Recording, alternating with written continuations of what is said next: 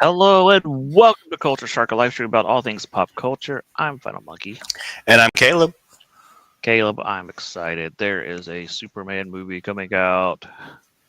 It's coming out like in like a week, a few days. This Friday. Yeah, I am so hyped, and I'm not listening to any of the negativity out there. There's a lot of people want this movie to fail, but I'm hyped. I know. I am so excited because it's been a while since I've seen Superman in the hands of someone who genuinely cares. I would say the last person was Peter Tomasi back in like 2016. For Superman Rebirth. And then, man, before that, I have no idea how long it's been. Yeah, I think that Brian Singer's Superman movie was. I think he had good intentions, but he was trying to copy too much of the what had come before. Yeah, he wanted to make a true sequel to Superman 2, and unfortunately, that was at the cost of the film's own identity.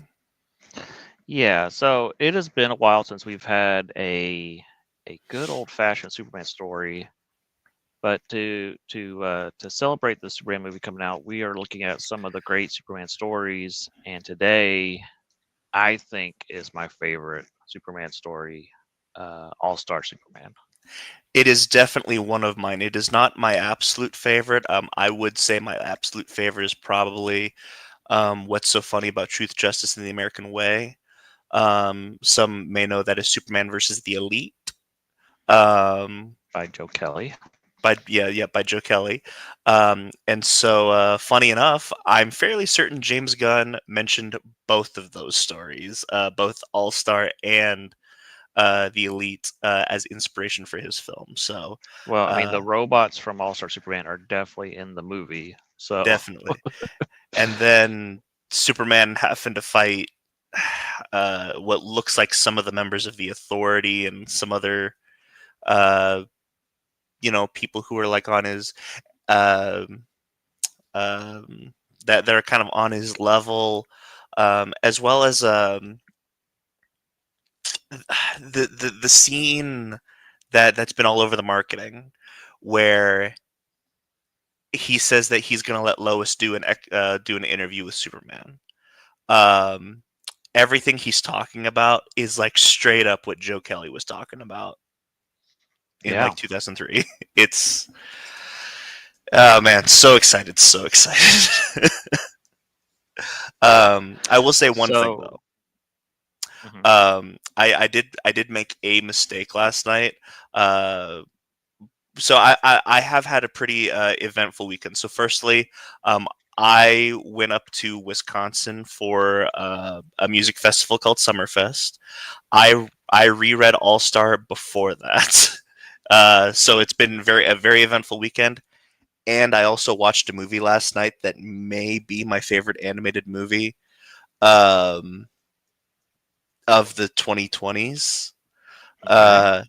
And I kind of want to talk about that, but I'm not going to. It will be going on the list as a preview. I watched K-pop Demon Hunters last night. Uh, I watched K-pop Demon Hunters on Thursday or Friday. So yes, I too have watched K-pop Demon Hunters. okay. Okay, but before I put it on the list, do you think it's worthy of putting it on the list? I thought it was great. Okay, I do think we need to discuss it at some point. yeah. So Um, I'll put it on the list for later on this year. yeah, Yeah. yes. Okay, cool.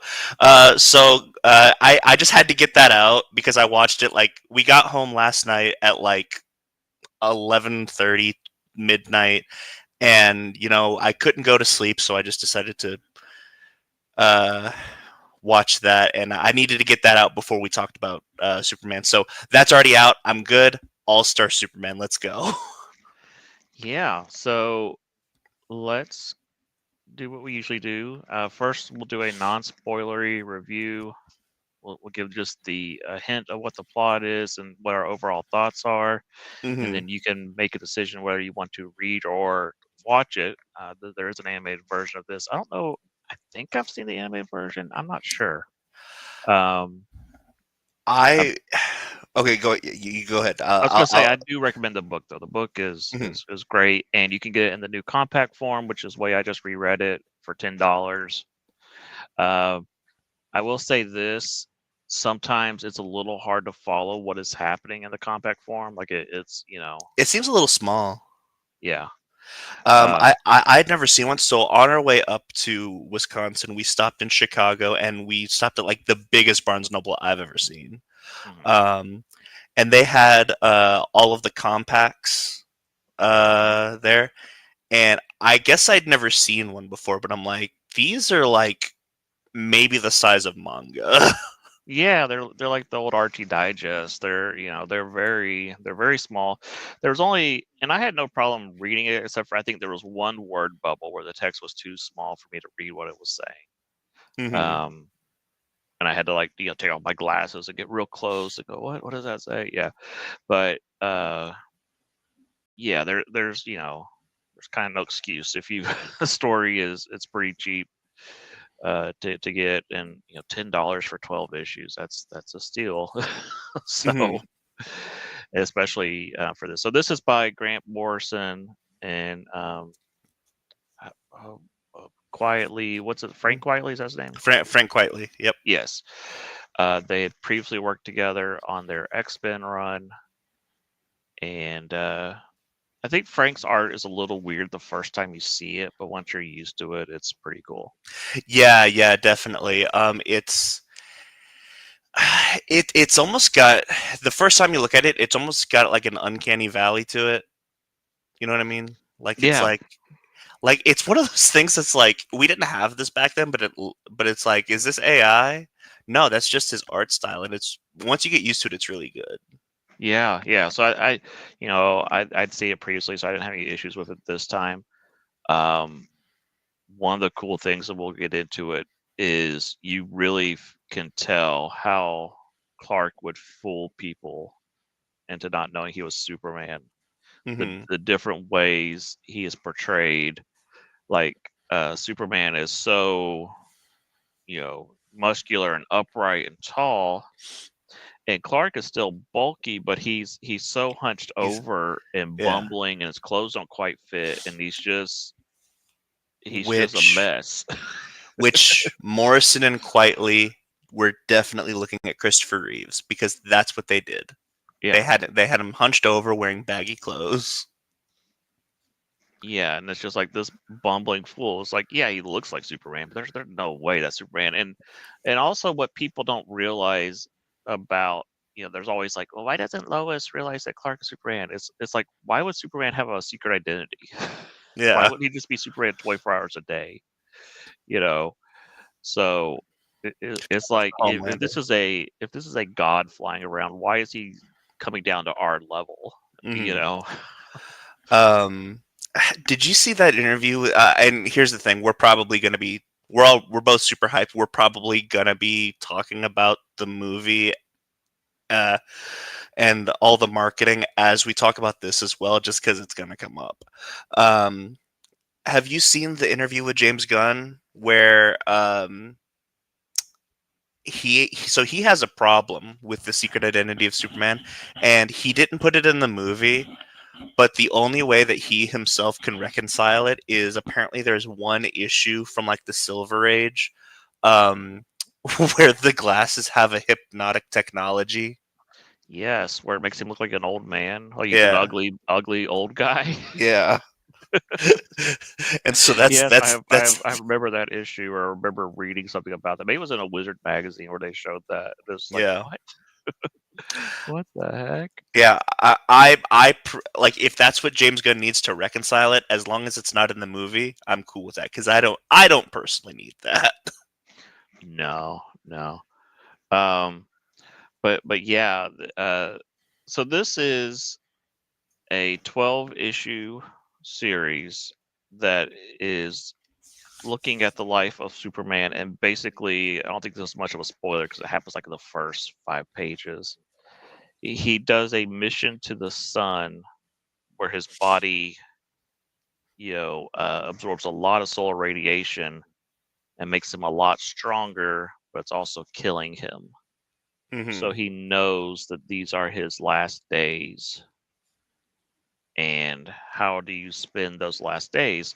Which is interesting because we've had whatever happened to the Man of Tomorrow, the death of Superman. This has been a story that's been told a couple times, with Superman Hmm. dying. But this one is different than those because this is so joyful and such a celebration of what Hmm. Superman is. And it's also it's almost like he's, I mean, it's not almost, it is what it is. Um, but in the previous ones, like Death of Superman, I mean, he dies in battle. Um, Yes. he's just sick in this one. Yeah, it's basically, you find out you have cancer and you have a year to live. How do you spend your final year? Yeah. And throughout the comic book, it's less it's about his belief in humanity. He Hmm. believes that, yeah, he's Superman, and we'll get to it. There's one page that sums it up perfectly. But he believes in humanity. He believes that we're stronger than we think. Hmm. He and so he wants to leave the world in a good place where if he's gone, the world will still be taken care of. He you know what, it's one of those things, like it's the classic thing that, like, we need to leave this place better than when we got here. Yeah. Um, how's that quote go? I will only travel this way once. Whatever good I could do now, let me do it now because I'll not travel this way again, or something like that. Yeah. Hmm. Yeah. It's yeah, I think if people would stop being selfish and start caring about others, the world would be a better place. I think that's what this comic book is truly about. Yeah. And one thing, I actually, so I'm coming in with a different perspective, Hmm. because I've read the comic. I've also seen the movie. Hmm. Um, and uh, so I'm gonna go ahead and say I don't know what the consensus is about the movie. Um, which is odd, because when it comes to the other legendary stuff, I know what the consensus is. Like Under the Red Hood, people like it more than Under the Hood. Right. Um, you know, Dark Knight Returns is the perfect adaptation. People say Batman Year One does not need to exist because it is, just panel for panel the book, and there's no Hmm. reason for it to exist. So I don't know the consensus on this. What I will say is the movie itself is also fantastic, and it Okay. does one thing better, actually. And that Yeah. usually happens when they adapt these. They have to um, make it more into a movie, and so Mhm. they'll make slight alterations. They'll leave some stuff out, some of the filler, Oh yeah. and Well, so I would say that, overall the book is probably better, but I mean, I'll go ahead and just say what it is they got better in the movie, and it's not necessarily a spoiler because I'm just going to say what it is. Um, Lex Luthor is better in the movie. okay. uh, Maybe I and have seen the movie because when I was getting to the Lex parts, I thought it ended differently. So maybe I was remembering the movie. I think you're remembering the movie because the ending to Lex's thing is so much more powerful in the movie. Okay, I probably Um, have seen the movie then because I yeah, was I was kind of confused reading. I was like, wait, that's not how I remember this. So yeah, we'll talk about that in the yeah. spoilers. So my recommendation, it's kind of like Scott Pilgrim versus the World, where I think, usually, like, you can read the Hunger Games and never see the movie, and you'll be fine. You can see the movie and never read the Hunger Games, you'll be fine. You'll get a full scope of the what the work is. Scott Pilgrim versus the World, you got to read the first 5 volumes, watch the movie, then volume 6. That's the way you're supposed to do it. Uh, All Star Superman, you read the book, you got to watch the movie. Like to get a full comprehension of this work, you got to watch the movie. We're not going to be talking about the movie too much. Mainly just the Lex stuff, I think. Okay, and this has a lot of references to the Silver Age and a Mhm. lot of references to. They kind of cover almost everything that makes up Superman in some way, Well, almost like references to everything. well, and that is so Grant Morrison. Yeah. Um, this is his. I almost wish that this was an entire run, um, because Grant Morrison's Batman is absolutely legendary, and he does the same thing here that he does in Batman, where like he goes back to the Silver Age, goes back to the Golden Age. He makes all the goofy stuff canon in some way. And so like I would, and I mean the way that he does Zur-En-Arrh in in Batman is amazing. And so like it's one of those things where like it's a perfect 12 issues. There's a part of me that's like, it's a perfect 12 issues, leave it alone. There's another Yeah. part of me that's like, man, I wish that he got like 50 issues on this. And eventually he did get 50, like about 50 issues on Action Comics. And it's really good. But it's no All-Star. Yeah. And so like the way this book is set up is you'll get like an issue or two about Lois, you'll get an issue about Jimmy, you'll get a couple issues about Lex and so on. So it like or an issue about Smallville. Mhm. So like it's exploring all the different little aspects of Superman, and there's a lot of characters in here. I'll just say their names like Quantum and Atlas and Samson. I don't think are existing characters. I think they're new characters. I may be wrong on this. I'm not a huge Uh, like DC you're mythology. you are correct. You are correct. Okay, so these are new characters that were. Yep. Quantum is kind of like uh shoot, what was his name for the cartoon? Hamilton? Was it not Hamilton? What was the professor on the cartoon? Oh yeah, Hamilton. It was Hamilton. It's kind of like Hamilton, but they mixed him with Willy Wonka. Yeah. So he's fun and interesting. The other thing is, and it may just be this comic book, and they may have mentioned it in the comic book, but Superman's like super intelligent in this book, and it Mhm. kind of and it got me thinking. I was like, well, I guess he is kind of super smart in other stories too. And I just had never realized that. Like you always think of Batman's the greatest detective, but Superman's pretty dang intelligent too. So Oh yeah, definitely. so I think it comes out more in this comic because a lot of these he solves with his intelligence and not so much with fighting. Yeah. Well, and that's that's Superman is hard to write. I'll give you that. Hmm. Every time I've talked to someone in the past 15 years, Superman is boring. Superman is, whatever. Like how do you make Superman Boy Scout. interesting? Yeah. Yeah. It's not even the Boy Scout thing. It really is just the fact that like it's hard to make a god interesting. Hmm. Um, Well, and like it's his only weakness is a rock, and I'm like, no, it's not. yeah. And I'm not even talking about magic. I'm talking about like his humanity. His humanity is his weakness, but also his greatest strength, because you can appeal to his humanity by threatening his loved ones, threatening the city of Metropolis. Like that is a weakness that can be exploited as well, and that's what makes him interesting. Yeah, and a lot of these stories I get mixed up because like slight spoilers. There's an issue where he gives Lois superpowers, and I thought it was in this, but I think it was an episode of Lois and Clark that I'm remembering from when I was a kid, where she got That's superpowers, and she kind of had like a breakdown. She's like, "There's a disaster over here. There's a disaster over there. I can't save everybody," hmm and that's the Superman rule. You cannot, even with all the powers in the universe, you cannot save everybody. You can't be everywhere at once. And he's trying to do as much as he can and he knows that I can't save everybody. I can't save my dad. I can't, you Mhm. know.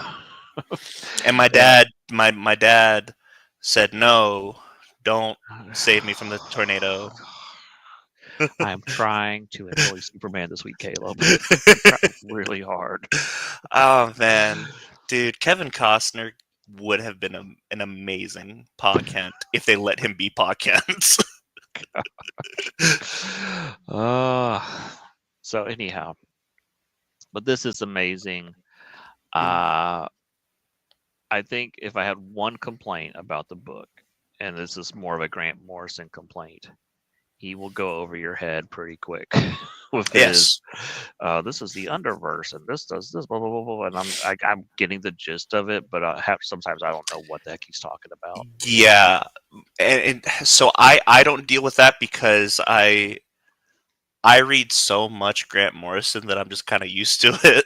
So like I don't notice Yeah, it. but Uh, there's but times where I'll buy something or not buy something. I'll get something to the library. Like I think he wrote Final Crisis or something, yes, he did. and there's several pages where I'm like, I have no clue what you just said. Yeah. There's a bleed and a this and a that and what. You know, just read Arkham Asylum and it's all uphill from there, you know? That's Yeah, so that's just an issue with Grant Morrison. It's not terrible at this. It's kind of kept to a minimum, but it is there where you'll be like, huh? I gotta reread this. And there's even some of the story. We'll get to it, get the spoilers that I didn't really even understand until after I finished reading it again. Where I was like, wait a second, you know. mhm. So, uh, but yeah, I don't know if I'd give it a 10 out of 10, but it's darn close. Recommended, highly Yeah, recommended as well. I would definitely give this a 9 out of 10 as well. It's definitely uh it's definitely like uh one of Grant Morrison's greatest works, one of the greatest works in DC, and one of the greatest works in comics. And um, I think that if somebody,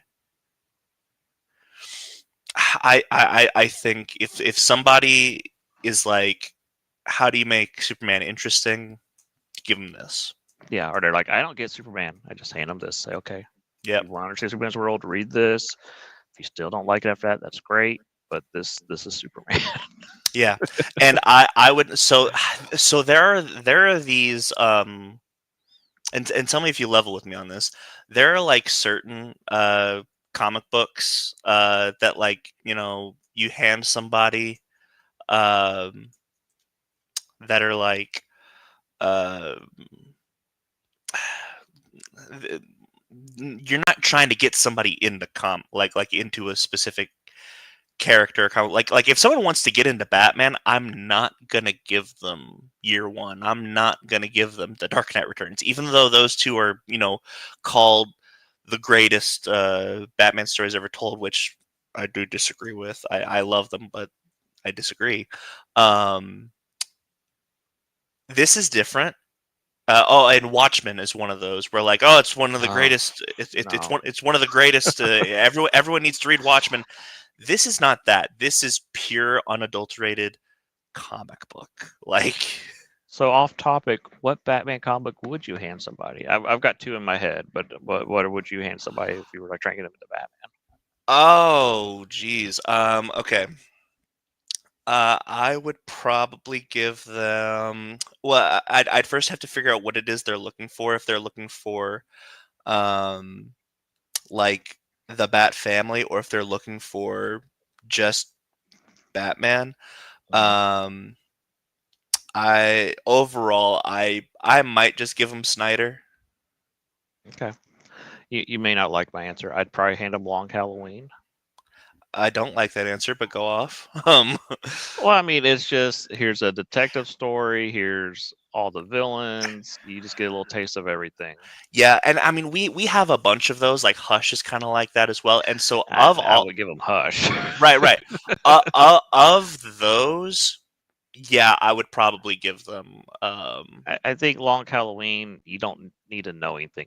I could just hand you that. You can just start Yeah, reading it. And yeah, so Long Halloween, or I would just give them some of Paul Dini's Batman Adventures, Batman Animated Series collections to say here.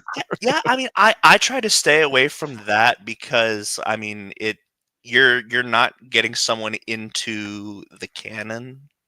Okay. Uh, Yeah. it's like you're gonna like uh, at that point you might as well just hand them a DVD of Right.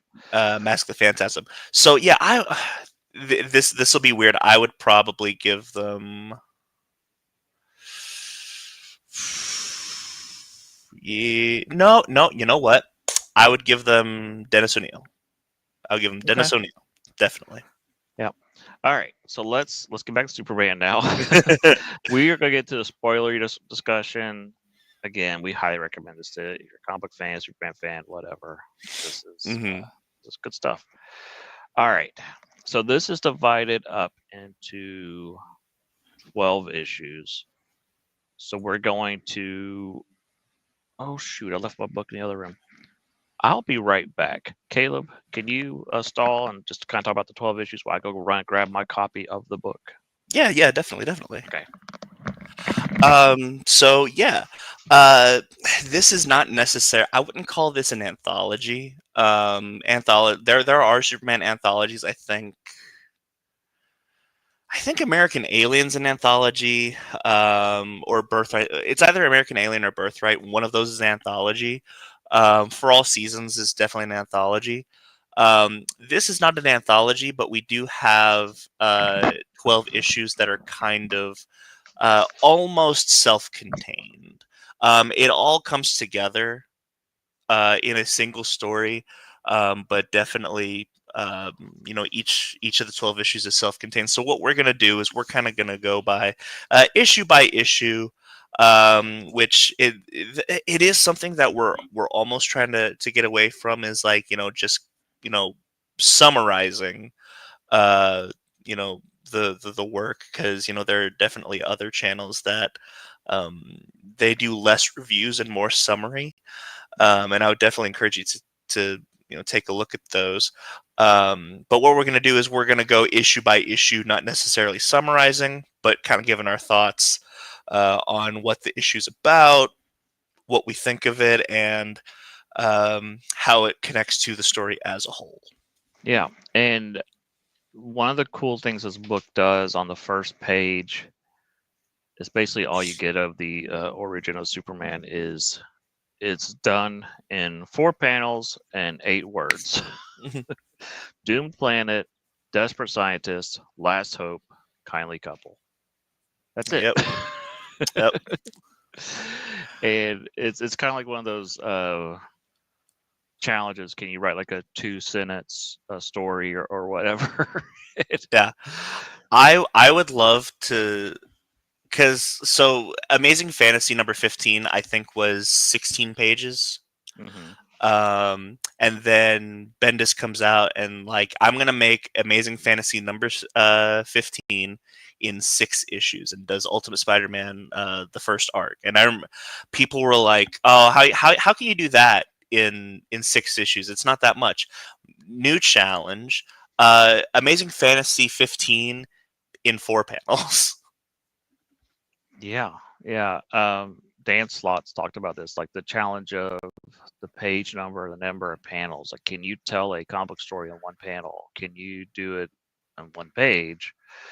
And it's a interesting challenge. And some writers can do it, and some writers just cannot. Um, yeah, go ahead. Regarding that, I do think I always give um, props to um, people who can do that more so than people who do long form. I'm definitely more of a movie guy than a binging a TV show guy. So I'm always impressed if you can tell your story in an hour and a half to 2 hours. It's kind of the reason why I have a special hatred for Eternals, because there are some people who said, well, it's not a great movie, but it needed to be like an 8-episode miniseries, and that's where I wholeheartedly disagree. If you can't tell a good story in 2 hours, you don't deserve 8 episodes. Well, and I also think Eternals is too complicated a concept for a 2-hour movie. And that's more of the material and so Yeah. all right, so Superman issue 1 is we open up with a mission to the sun, and Superman's doing a rescue mission. And this whole issue is just kind of establishing this world. This world is just a not in continuity Superman story. There's a lot of elements we're familiar with, but this is like a new Superman story. So it's kind of throwing us in there that there's this scientist Quantum, who he's always having these little scientist adventures, and Superman's usually having to come to his rescue. And this is a mission to the sun that Lex Luthor has sabotaged, and Lex Luthor has realized that he's getting older and it's time to get serious about killing Superman. And so we're introduced to that aspect, and then also after Superman saves everybody on the sun, they realize he soaked up a lot of that solar radiation, and that this was Luthor's plan, that the solar radiation made him stronger, but it's also starting to kill him. His cells are going to start breaking down. And so Lex is going to jail over this, but Superman realizes he's dying. So the first thing Superman does is he goes home and has Clark reveal to Lois that he is Superman. And And how do you feel about? Because I'm always very particular about the way Clark reveals. How do you feel about it? Let's see. The way it's done. I just think that it's just he realizes he's out of time, and he's just like, Lois, stop, listen, I just gotta tell you. And I think what's more interesting is her reaction. We'll see it more in the next issue, where she just doesn't believe him. She's like, really, I've for years I've been saying, oh, Clark is Superman, Clark is Superman, and you've been tricking me and saying, oh no, you're wrong. And she felt hurt that he's been lying to her. It's an interesting reaction, because most time it's, oh, Clark, I knew it was you, kiss kiss, and all Yeah. Well, and that's what I love about it, because usually they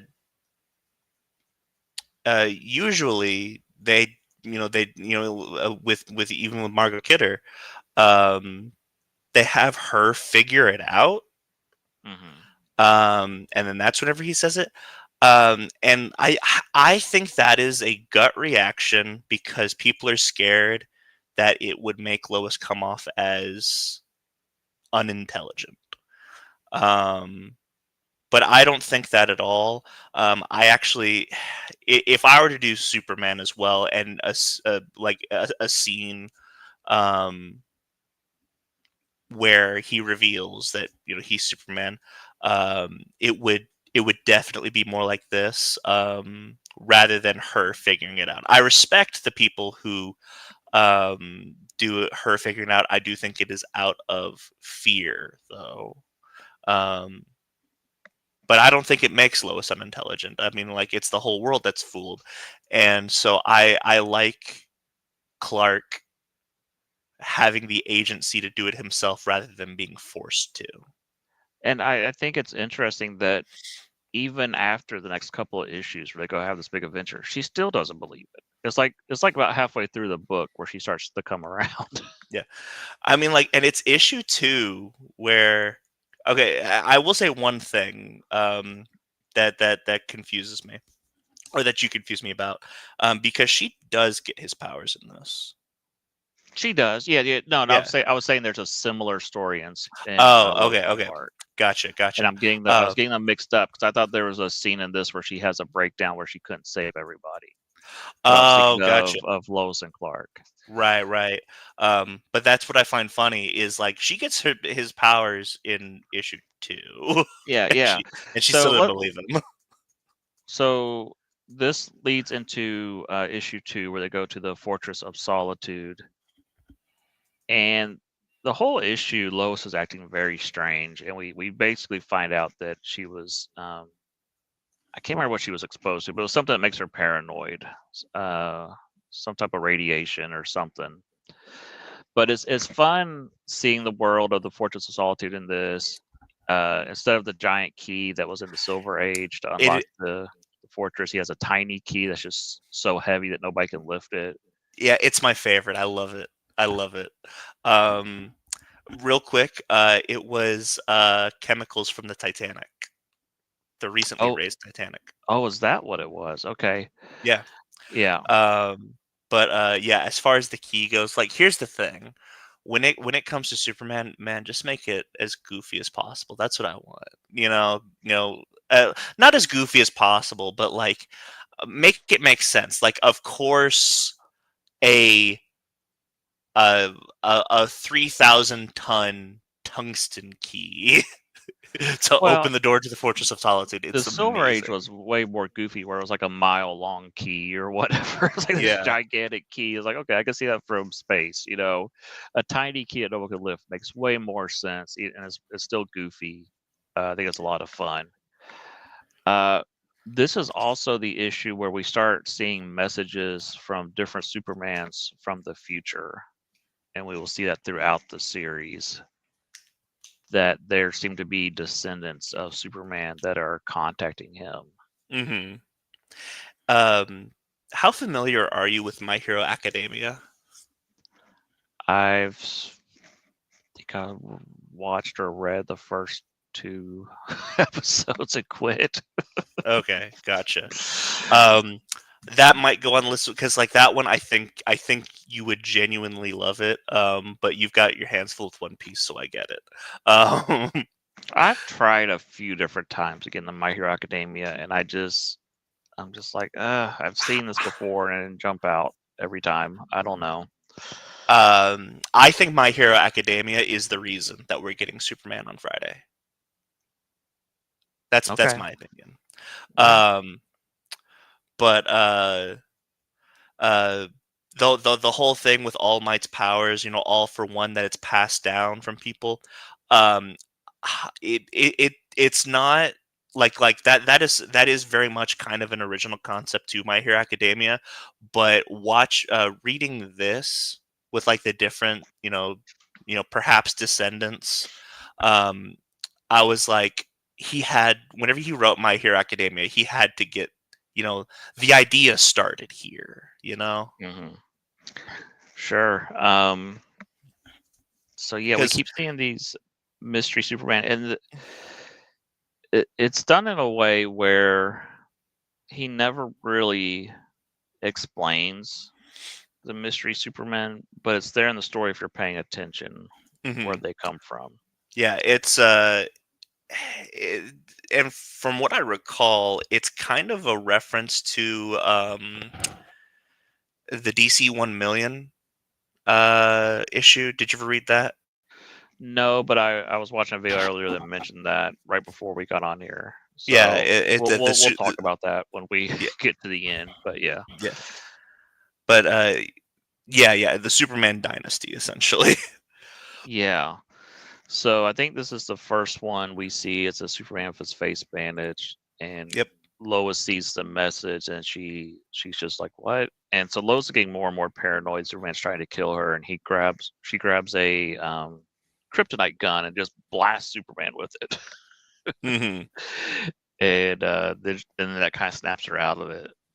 Then this is how Superman finds out, oh, kryptonite doesn't affect me anymore, or at Yep. least green kryptonite doesn't. Which Uh, I love. Um, yeah, it's it. just take it off the table. It gets a little cliche after a while. Like, how do we stop Superman? Oh, we found kryptonite, and it's like, okay, let's tell a different story. You know what it reminds me of? It What's it that? it really reminds me of and now that I'm thinking about this, Morrison and Hickman are very similar. um, it reminds me of House of X, Powers of 10, where in House of X, and for pretty much all of I I don't remember if it was for all of Krakoa because I didn't read all of Krakoa, but for all of Krakoa that I did read, they took death off the table. Yeah, You know? and I think it was a interesting idea, and there were interesting stories to be told. They just got crappy writers that didn't know how to explore that. Yeah. And that's not. I say it's not Hickman's fault. It's more Marvel's fault, but who knows? Mhm. We're gonna get sidetracked. I'm not gonna talk about Krakoa right now. That's a whole nother thing. Um, but yeah, so Lois finds out that Superman is giving her a birthday present where she's gonna have his powers for 24 hours, As well as and a costume. that's the secret that she was working on, and that Lois was acting paranoid because she was exposed to the chemical, and so now the next issue is her being a superhero for 24 hours. So we'll go ahead and just jump into the next issue. They're immediately interrupted by two time traveling heroes. I guess you call them heroes. Samson and Atlas. They're more troublemakers than anything. They're kind of like your Hercules type characters. They're boastful and they're kind of womanizers, and they're both hitting on Lois, and it's kind of driving Superman crazy. Where it's like he can't tell him, but he's like, "I'm gonna be dead here soon. I'm trying to have a moment with Lois, and I have to deal with you two buffoons." Yep. And this is there's a fun thing in this issue that you can easily miss, and I think I missed it on the first read through. I think I had someone tell me, I was like, "Oh, I totally missed that." Along the way, Samson and Atlas give Lois a gift, a necklace they stole from the Ultra Sphinx, and the Ultra Sphinx shows up to get the necklace back, and asks a impossible riddle, and Superman's able to answer the riddle. And before that happens, they hand Superman a newspaper that says Superman is dead, and that we're from the future. We know you're about to die. Haha. So we're gonna take Lois after you're gone. And you don't find out until the end of the issue that the riddle, which is if an unstoppable object. What happens when an unstoppable force meets an immovable object? And Superman says they surrender. And the newspaper that they handed him, on the back is a car ad that has where Superman got the answer from. And so that's something real easy to miss. If they had not handed Superman the newspaper, he would not have used his X-ray vision to see the ad on the back and figured out the answer. There's just little details like that. Like if you're not paying attention, you're just gonna go right past them. Yeah. Now, to explain the answer, it doesn't necessarily mean that is what will happen, but both surrendering is the only sane answer. Mm-hmm. Sure. Yeah. So, at the end of this issue, Lois, the powers are draining, and Lois falls asleep before Superman can propose to her. Mm-hmm. And we'll see throughout the whole series that there's several times where they're trying to have a moment to talk, and they never get that moment to talk. He never gets the chance to propose to her. I was reminded of one of our favorite shows, Cyberpunk Edgerunners, when they kiss on the moon. Oh yeah. Which, by the way, Edgerunners 2. I'm excited. I saw the trailer and I was like, okay, we'll see. We'll see if you can keep it up. But yeah, this is these 3 issues, are really great about exploring the relationship between Lois and Superman. Mm-hmm. The next one is kind of goofy. Jimmy Olsen, and Jimmy Olsen's always a goofy character. And in this universe, Jimmy Olsen does a series of news articles called like The Day in the Life of, where he gets to explore, what it's like to be different individuals. They're always outrageous. Hmm. So this one, he's going to be Dr. Quintum for a day. And so is it Star Labs, or is it called something different here? I can't remember what the labs are called. Project. Okay. Um, That's the acronym Project. Gotcha. So in this one, he's kind of exploring the facility. He notices they have a door that says, "Do not open unless it's the Doomsday," which is fun. It's how do you fit Doomsday in this world if you're not doing Death as Superman? And so we'll see in this issue. Hmm. They start talking about the underverse, this universe that exists under ours, where gravity is extremely heavy, and they are pulling something up from the underverse, and we find out it is this black gem that is black kryptonite. It affects Superman, making him super angry. I don't know if he's evil per se. He's just extremely angry. I have a question. Uh-huh. Do you think? And I'm gonna say it like this. I'm gonna see if you get the reference. Do you think there's tobacco in this kryptonite? Tobacco. What? That's triggering something in my head. I don't. It's Superman 3.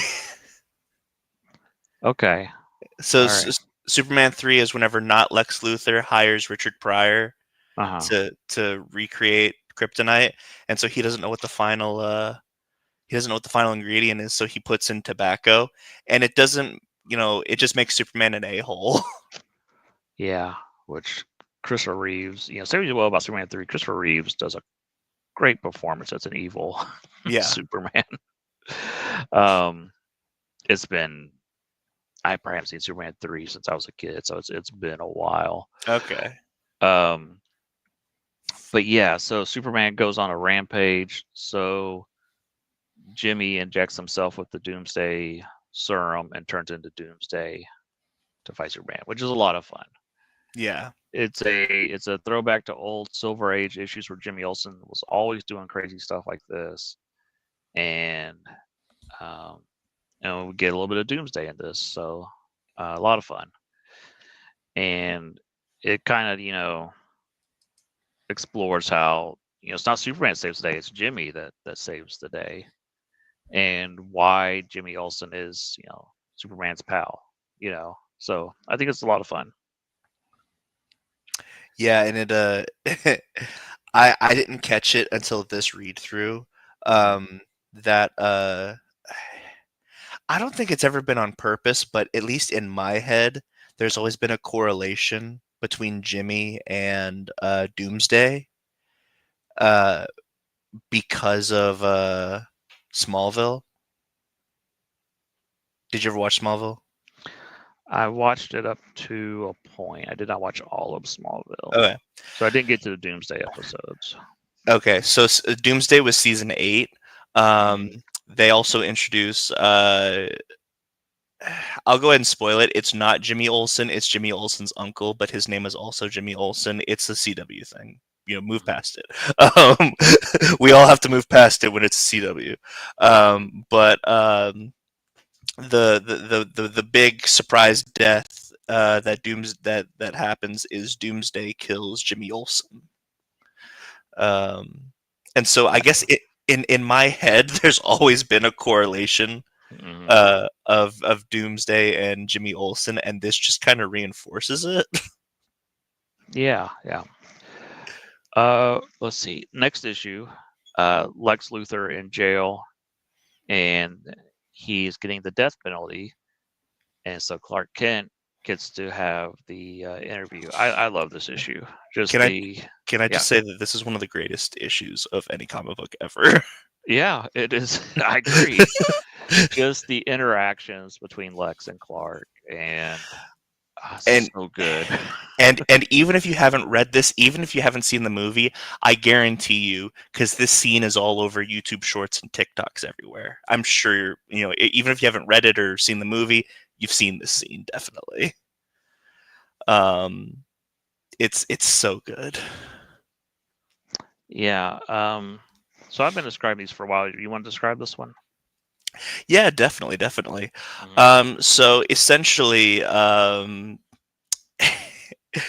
Lex is being, like you said, sentenced to death, and Clark goes uh, to uh, to Stryker's Island to interview him, and correct me if I'm wrong, he is working out during the Yes. interview, right? Yeah. Yeah. I Yeah. Yeah. love it. I love it because it kind of represents like Lex believes in the strength of humanity. Yeah. Hmm. And like, I'm going to get strong the way you're supposed to do with hard work, not because you were born a god. So that's kind of why he's doing that. Um, and so uh, he's talking with Clark about, you know, you get a sense of just how much Lex does he I don't think Lex hates Superman. I think he just hates the idea of Superman, you know? Yeah. Uh, He took a shortcut to be great. uh, and at the same time, he's talking about how much he respects Clark Kent. Yeah. Uh, Yeah. It's so good. it's so good. I respect you as a journalist. You've always done, and he even says that I'm not gonna escape. I'm not escaping this time. I've done it. I've killed Mhm. Superman. Yeah, and here Superman is, or Clark is with his arch nemesis, and we keep seeing how he almost dies in the prison over and over, and Clark keeps saving his life Yeah. without him knowing. And basically, Parasite, another classic Superman villain, Yep. he's Which just always but Parasite. It's always Parasite. he's too close to Superman. Since Superman has all these new powers and energy, he can't help but start absorbing energy from him and Yep. just goes on a rampage. And just the way that Clark keeps like bumbling around, but at the same time saving Lex over and over, and Lex being oblivious, it's just awesome. Yeah, definitely. I this is one of my and unfortunately from what I recall, um like the whole issue, like in the movie, it's just the conversation. It's not really Hmm. the whole issue of him saving Lex and all that. Hmm. Um and so really this is the reason why I say both are required reading. Both are required. Yeah, Because we're going to get to the stuff that's required from the movie, but the movie's only 70 minutes. This is 12 issues. They cut stuff out that I love, such as the whole Parasite stuff. yeah, And uh, I mean, even the Jimmy Olsen thing, I don't think that's in the movie at all. yeah. So I mean, we have like a riot going on, and there's tear gas, and Superman is using the distraction of the tear gas. He's like, "Oh, I can't see," and he's just crashing and everything, but he's also like saving everybody, doing stuff, and really cool. Yep. Um, and the fact that Lex is doing all this for an interview, when they get Hmm. back to his cell, there's just a random monkey in a Superman outfit because he just wants to put that in the story just to shame Superman. And Yeah. it's just great. Um, so we see the escape route that he's designed for Clark, and on the way down, like there's like a passageway that has been carved by one of his little storytelling robots, that leads down to like a river underneath with a boat. And I think it's Super or Alexa's niece, uh, Nostalgia. I don't know how to say her name, but one of the things that Lex had said earlier was like, "Oh, you've got the same eyebrows as Superman." Yeah, a lot of people are doing that now. And when Clark walks down to the boat, the niece says the same thing. She's like, "Eyebrow, Lexi, eyebrow," and it's like they're both catching on that he looks like Superman, but they don't put it together still. Yeah. um, and then there's this great panel where let's see. Lex says, I'm going to the chair fulfilled. Don't worry about me. I have friends in high places. And Clark is like, I can't believe you're getting ready to die like this. You and Superman could have been friends. And Lex is like, are you insane? I'm a born dictator. And Superman's like, you'll die like a mad dog in the yard. Think straight, Lex. And he's like, he'll die first. I used the sun itself, Kent, the source of his powers, to overload his cellular batteries and destroy him from within. Don't you understand? I killed Superman. It's so good. That panel where Clark doesn't even have his glasses on, and it's just Superman yelling at Lex saying, we could have think what we could do for the world together if you would, we're just a good guy, Yeah. and it's just so good. So It's so good, but it's also like sad. Yeah. Cause like I'm gonna get vaguely political, okay? hmm Think of what could happen if the left and right work together. Think of what could be accomplished. oh yeah, It's if you go ahead. if they, I mean, I think it's set up this way on purpose, our political system, for things not to pass quickly, so that we will think about what we're trying to pass legislatively and stuff. But at the same time, there's so much like, oh, we're going to pass this bill, and it takes like a month and a half or 2 months of blah blah blah blah blah blah blah, and meanwhile we need like immediate, action and stuff. So I get it. I get that there's a want for, we need a quicker system, but at the same time, I get why it is. Anyhow, back to Superman. The Smallville issue. This is an issue where it's a flashback to when Clark is in Smallville and he's trying to decide if he's going to move to Metropolis or not. And we get to see a little bit of Crypto, and then we see 3 visitors show up. It's almost kind of like the 3 wise men showing up, It's 3, and we'll find out they are Supermen from the future. There's an unknown one, that's face is bandaged. There's one that is Calvin Elder. He looks a lot like Superman. He's a descendant of Superman. Then there's one that's a Superman from the 5th dimension. That's like Mr. McStiddlyplix, or however you say his name. Mr. McSyespitlick. Sure. And so there is this chronovore creature that is like, it eats time and stuff, and they are there from the future to stop it. And while they're fighting, the masked Superman disappears from the fight. And then you just see the masked Superman hanging out with Jonathan Kent, them having a chat in the field while the fight's going on. And again, I'll read this. It says, heck of a harvest, Mr. Kent. He says, you boys did a fine job. I always say it's the work you put in that you get back. My wife wants us to up sticks back in Smallville. Minding the general store put her right at the heart of business, she says. This is the line for me and the farm. He'll be okay, won't he, the boy? And then the masked Superman says, it'll all come out right in the end. And so while the fight is happening, and the fight ends, that's when Clark realizes that Jonathan has collapsed in the field and died. So he was distracted with the fight and he wasn't there. And so you have the funeral, you have the 3 future Supermen there attending the funeral. And it's a sad funeral. And then we have a Golden Superman and some other Supermen, Supergirls show up to give him a golden rose. This is something I did not realize until someone pointed out in a video, that this is him. This is Superman from the sun at the end of the story. Oh, that makes a lot of sense. Yeah, I did not know that.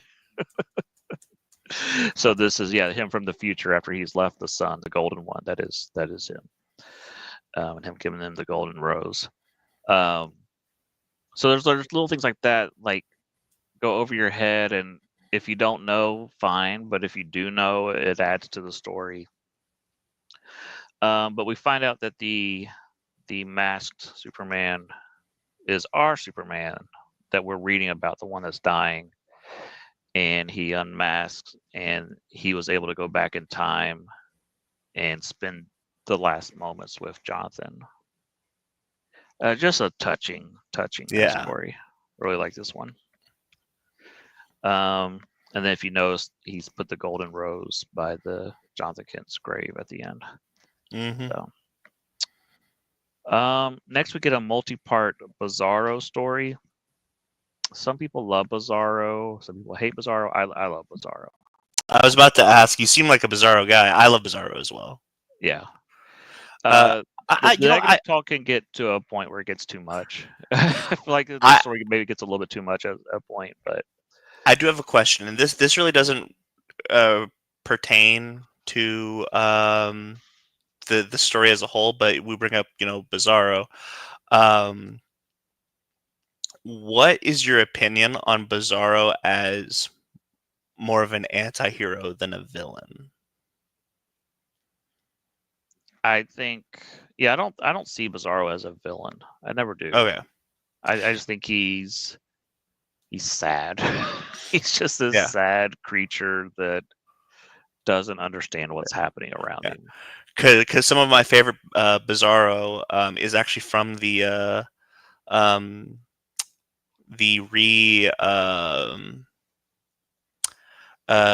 relaunch. So the original Red Hood and the Outlaws was Red Hood, Arsenal, and Starfire, and it was not good. Eventually they relaunch Red Hood and the Outlaws with Red Hood, Bizarro, and Artemis. Well, that's interesting. It's amazing. And so that's my favorite Bizarro is, he's kind of like, it makes so much sense that he's kind of like what Red Hood is to Batman in a way.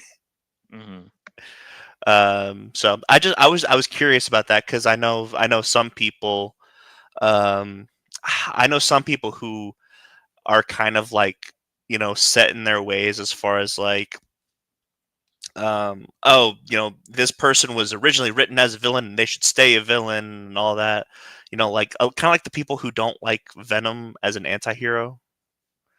But I like Venom as an anti-hero. I like him as a goober. He was always written as an anti-hero, though. Even from like the very beginning, he didn't like killing innocents and stuff. That was always there. Mm-hmm. But I think there's enough room to have the classic Venom villain stories, and then to have the Eddie Brock Savior of the Universe stories, or whatever you want to call him. So I think both work. I mean, there's part of me that's like, oh, I wish you could go back and do more villain Venom stories, but it's also kind of like we've moved past that, Yeah. So anyhow, so the Bizarros, their planet is, instead of falling deeper into the underverse, is shooting upward, because of course they're going to do everything opposite.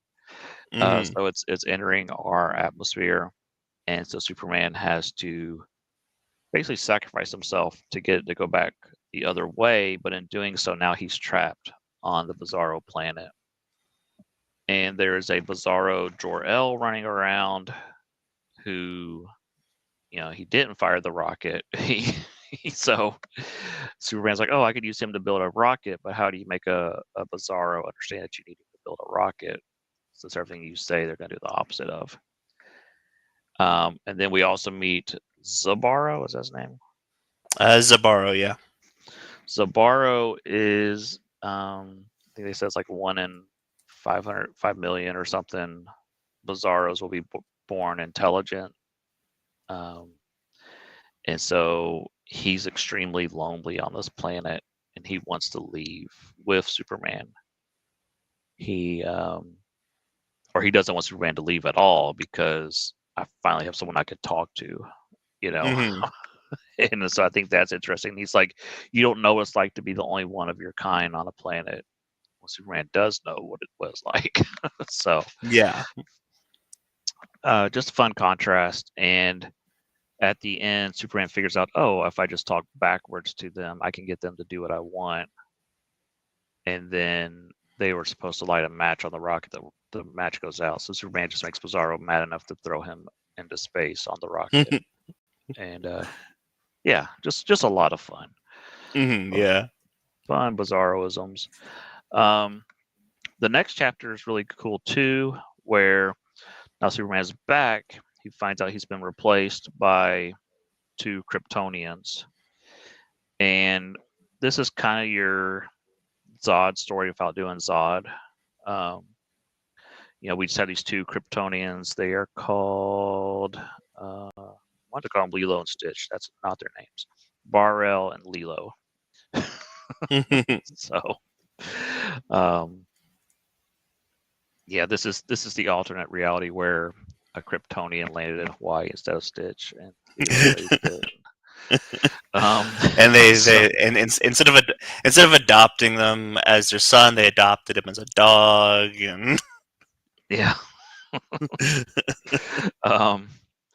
But we get kind of, this is kind of how Lex views Superman. That, oh, he's an alien here to conquer the planet, and that's how these Kryptonians are acting. They're like, oh, this is, we're going to build our capital here, and who cares what the apes say? We could do whatever we want. We have superpowers, and these people are beneath us. yeah, And they're definitely. they're criticizing Superman because he has taken up the humans' ways instead of embracing his Kryptonian heritage. Yeah, definitely feels like the Viltrumites for my Yes. Invincible fans out there. Yep. Absolutely. And yeah, so we get a cool scene where the moon gets broken in half and they fix it by taking the bridges and stapling it back together. Yeah, it's great. It's great. It's silly. I also like the part where the see, now I'm calling them Viltrumites. The Kryptonians show up the Daily Planet and they're like, "Oh, there he is posing as a human." And Steve Lombardi thinks they're talking about him, and he's like, "Oh, I'm not Superman. What are you talking? You know?" You know what's something I'm excited for? Yeah. I don't believe Steve Lombardi has ever been depicted in in a film as of yet. Hmm. Uh, and I know he's in the Superman. He's played by the Beck Bennett from SNL. Remember Yeah. him? Yep. First of all, great casting, and Yes. I'm excited to because I don't think he's been in any of the movies or anything. I don't think he was on Lois and Clark either. I know Kat was in Lois and Clark season 1. Um, he may have been like on the Superboy series back in the day, but was he in Superman 3? No, That wasn't Lana's jerk boyfriend or husband or whatever. um, don't He's a believe so. similar character, but Similar character, yeah. um so I don't need Steve to be malicious in like a full on evil guy. I just no, need him to be. he's just the jerk that picks the bully in the office. Um so Lilo and Stitch start losing their powers and they start going blind, and then you see Superman's compassion again where they were they were treating him so badly and yet he's still working with them to save them. And they kind of come around and say, "Oh, now I understand the kindness. Now I understand why you're the way you are." And he can't cure them, but he can let them live on in the Phantom Zone. And if he has time, he will figure out a way to save them. But for now, he's sending them into the Phantom Zone. And it's going to try and create law and order in the in the Phantom Zone. So, let's see. So we got to issue 10. I think issue 10 is great. Yeah, it's one of the great issues where it's just like it's kind of like the last. I don't want to say 24 hours, but it's like the clock is ticking. So here's like a day in the life of Superman, and he's throughout the whole story, he's writing out his last will and testament. But we see him visiting sick children. We see him trying to figure out what to do with the lost bottle, the lost city of Kandor that's in the bottle because of Brainiac. We just see him doing all these super feats, and throughout it all, you keep seeing this guy in the background, and it's just like a little subplot that keeps going on where he's like, "I'll be there shortly, Reagan. I'm on my way. Don't do anything stupid. I'm on my way." And you just keep seeing these word bubbles every couple pages where they're talking about it. And then I think this is the best panel in the whole series, or the best page, I should say. We see a girl on the edge. She's about to jump, and then Clark or Superman shows up. Says the doctor really did get held up, Reagan. It's never as bad as it seems. You're much stronger than you think you are. Trust me. And I just feel like it's not even just him saving her. It's just him saying that you're much stronger than you think you are, and that is Superman's faith in humanity. And I think this is just an iconic page, and to me, it's my favorite page in the whole series. Yeah, I can, and the thing is like you can really. This is another one of those things where like this whole page is its own story. Yeah, I could just show you this page and you go, "Oh, I get it." Just fantastic stuff, and meanwhile, Quantum is meeting with the people in Kandor trying to help them out, and they come up with the idea of replanting the city on Mars. They can't fix their size, but they can at least live out their days be free and not interfere with the humans and enjoy the superpowers from the sun and everything. The other thing is Superman. Some of the Kandor Kryptonians try to go into Superman's cells and fix him. They can't do it. The Superman's like, you know what? This gives me an idea. You can help the children at the hospital, like their cancers. You can't save me, but you can help them. So again, even though Superman is dying, he's still thinking of others, still saving others. His compassion. He also figures out his genetic code and gives it to Quantum. That's a running plot line throughout the whole series where they're trying to figure out how to make more Superman.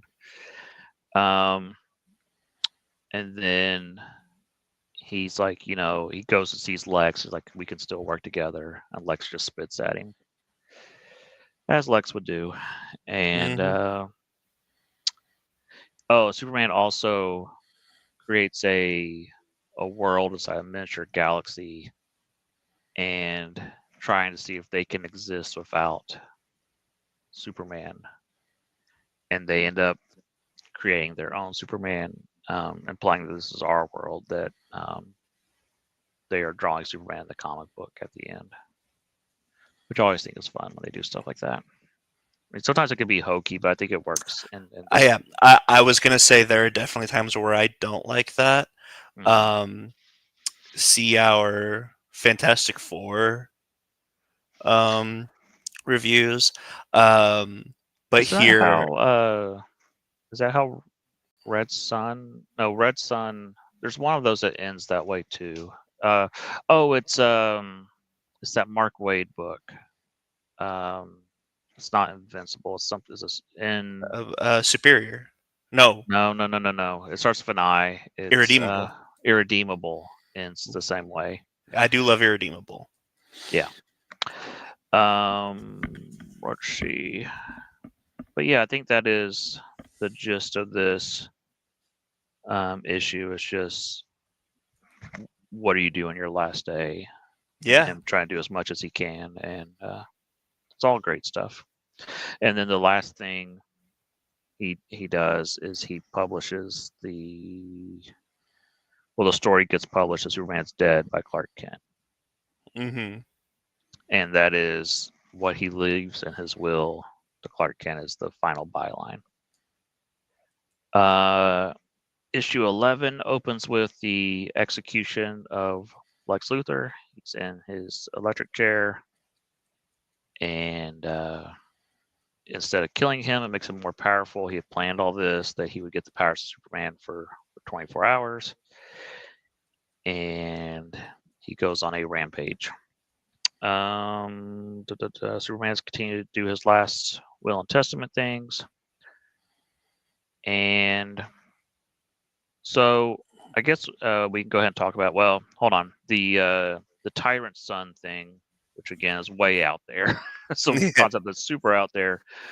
It was kind of set up in issue 1, is on its way, and we set up earlier that there's a creature called the Sun Eater the Superman had released, so that's going to come into play. Well, yeah, and all this, and I love the Sun Eater. The Sun Eater is one of my favorite things in Superman. I remember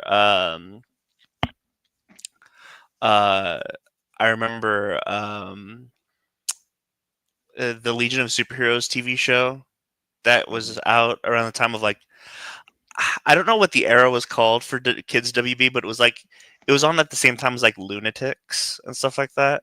Mm-hmm.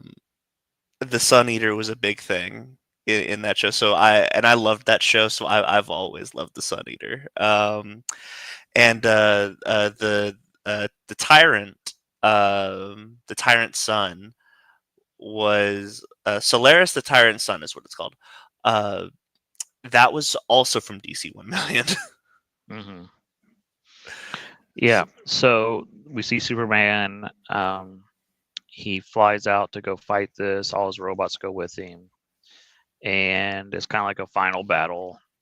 And the Sun Eater shows up, and they end up sacrifices itself. Yeah. So Superman defeats it, and this is where he publishes his Superman is Dead article, and Clark collapses, and then Lex attacks, and that's where our issue ends. Then we see Superman kind of, I don't think it's a hallucination. I think he's really in the afterlife with his father. And it's kind of like, you have a choice. You can stay here, or you can go back and try to save the day one last time, face evil one last time. Mm-hmm. And we get, I love Lex. I do. He's such a great villain. Here's the thing. I think Batman is easier to write, but when Lex is written perfectly, he's a more interesting character than Batman. Oh yeah, I would agree. But Kent pops up, and he shoots Lex with a gravity gun, and then they all realize, oh, it was Superman disguised as Clark the whole time. And he's like, yeah, Clark's fine, and it's still, they cannot accept that Clark is Superman. it's pretty funny, and we get this scene where they're fighting, Lex and Superman and Lex starts to see how Superman sees everything, and I think this is where the movie and the comic differ. It is. And this is where the movie gets it right. Yeah, with this, Lex is kind of temporary. It's like, oh, I understand it all, but then he's still kind of evil, and Superman just knocks him out and says, oh, by the way, the gravity gun, I sped up your time, your powers are waning, it's over. Remind me how the movie ends. So the way that the movie ends is as his powers are fading, he fully encapsulated, and it's kind of like that Lois and Clark episode that you're talking about, where he experiences the world the way Superman experiences, and he finally realizes that Lex never cared about the world. Um, and if Lex truly cared about the world's problems, he had, even though he wasn't Superman, he had the power to fix the world a long time ago. Yeah. And so he finally admits that Superman was right about him the whole time. Yeah. And it's it's beautiful, and uh Lex is. I'll go ahead and just, this is the whole ending, and we're gonna get to the ending of the book here in a second. Mhm. Um, they all go to the memorial service for Superman, um, and Lex is kind of not now. Lex has this sun poisoning that Superman was dying of. Um, and so he and Quintum together, with Lex about to die, um, they work together to recreate Superman's genetic structure so they can have another Superman. Mhm. Yeah, and so at the end, Superman flies off into the sun to fix the sun because the sun's all screwed up. Because of the sun, because of the Tyrant Sun, it corrupted the sun.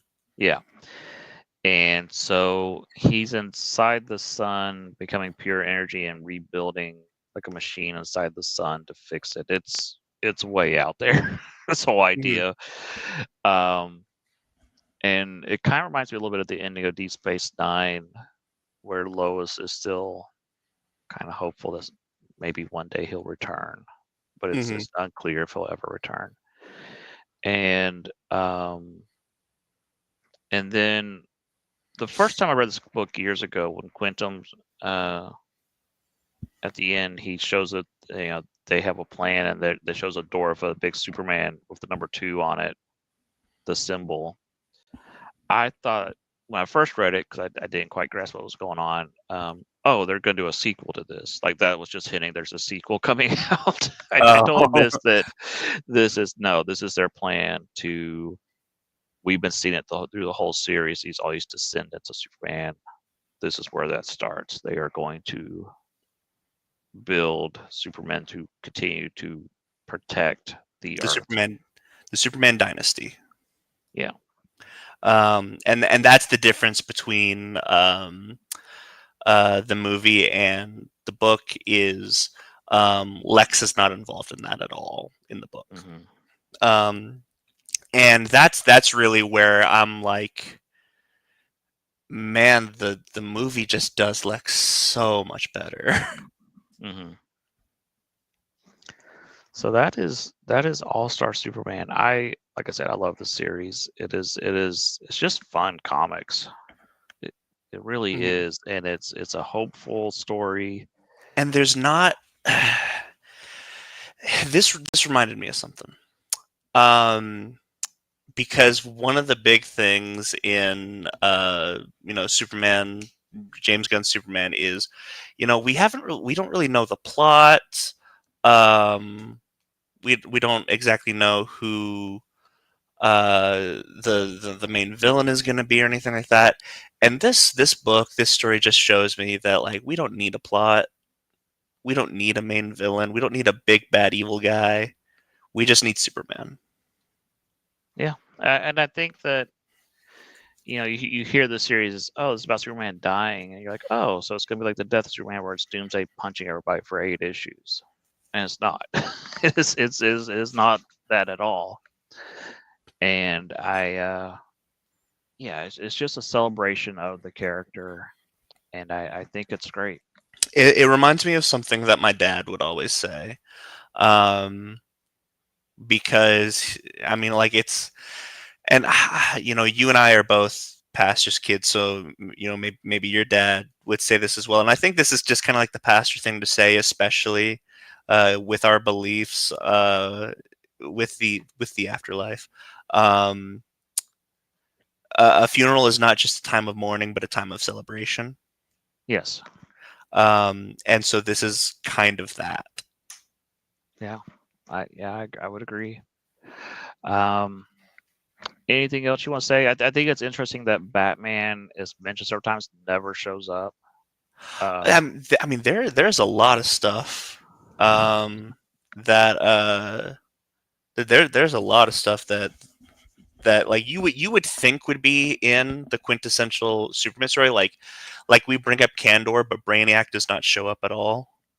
True. Um, I mean, in fact, the Solaris, the Tyrant's son, it could have easily have been Brainiac.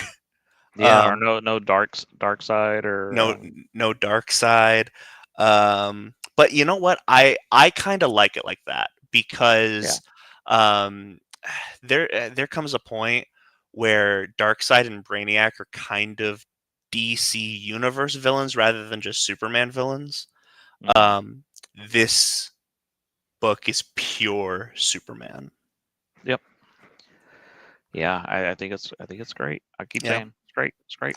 which is interesting with the the Justice Gang that we're getting in the movie. I'm very curious, you know, how I have to. I'm so curious, like what their actual screen time is going to end up being. I can't imagine it being a whole lot. We'll see. I have a lot of questions about that movie. There's a lot of negative reviews going on around right now that I there's just there's an anti there's the Snyder group that's very anti James Gunn that's out there. There is the anti Zaslav group out there. There's just a lot of groups that want this movie to fail, and so I don't know.